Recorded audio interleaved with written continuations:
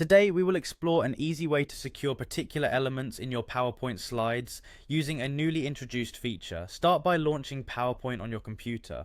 Once the program opens, allow it to fully load so you can see its interface. This feature works with most recent versions, making it a great addition to your presentation toolkit.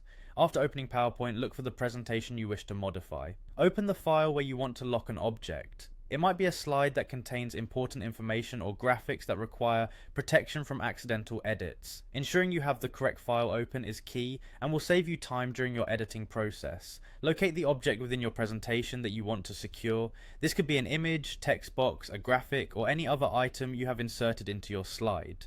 Make sure you have a clear idea of what element you are locking, because once the object is locked, you will not be able to move it or make further adjustments without unlocking it first.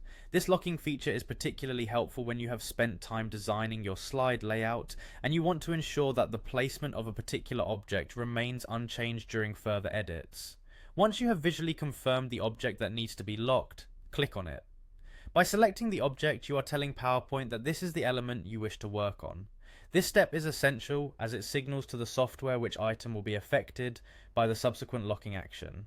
After clicking the object, take note of its selection handles, confirming that it is active and ready for editing.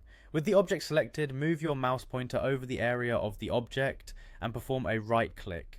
The right click action will open a context menu that usually offers various options related to the object itself. From the menu that appears on your screen, carefully scan through the list of available commands until you find the mention of lock. The lock command might be simply referred to as the word lock, without any additional symbols or formatting. This direct approach ensures you do not mistakenly choose a different option.